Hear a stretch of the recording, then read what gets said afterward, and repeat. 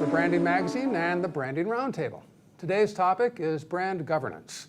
I'm here at RSM, the leading tax audit and consulting firm focused on the middle market, speaking with Andy Bossman, who is the Chief Marketing Officer, correct? I am. Great. Well, Andy, not too long ago, RSM became RSM after having been McGladrey, so I'm sure that brand governance for that brand spanking new brand has been on your mind. How do you define brand governance today, and has that changed relative to everything else changing? Like a lot of things, it has changed. For me today, when you think about brand governance, it's all-encompassing.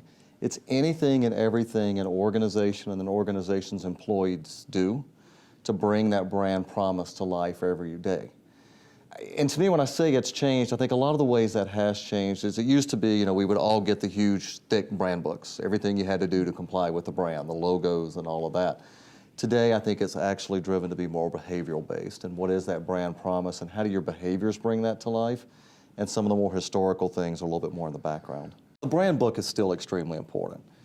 But what I would say is the brand book is important to a different audience. It's still important to your marketing team, to your communications teams, to kind of those brand stewards that are stewards for the look and the feel and the consistency and tone and messaging.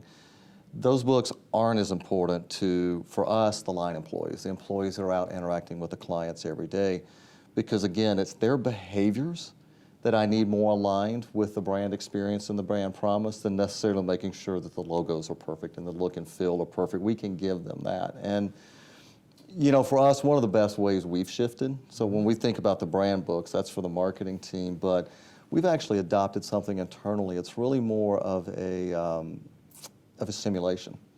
And there's several different simulations. Like a training simulation. Yeah, it's a training simulation. Okay. And anything from a board game simulation, which is a couple of hours, to a program we're running in the firm right now that's a couple of days, where you really bring folks in and they talk about our strategy, they talk about our brand promise, and they go through a real business simulation where the result of the success of them running their mock business is based on improving the client experience, it's based on improving the talent experience, and overall improving your company around your strategy, not just the financial elements of it. Certainly that's an important piece, but it's training those behaviors. It's training how, in our case, to bring the power of being understood to life. Okay, so it's not so much the logo police throwing the book at you anymore. It's really more of a cultural It's very much a cultural thing. And again, we've got all the systems we need to make sure the logo's where it needs to go and to make sure that the colors are what they need to be. And that's all important, but it is that culture. It's that, what does it mean to bring the brand to life? And how do I do that? And most importantly, for a partnership model, it's not just our 800 partners. In the US, we're almost 10,000 employees, and globally, we're over 30,000. It's how do those 30,000 employees know that they bring the brand to life every day? They create that experience. They make sure we deliver on that brand promise. And how do we enable that? Because that ultimately is what is going to not only drive your brand forward, but give it that sustainability. So what do you see of the risks of not implementing a robust governance program? I don't think you can afford not to.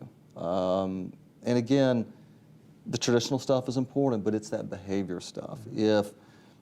As organizations are growing, if you think about it, particularly for us in the middle market, this is more a one-to-one relationship.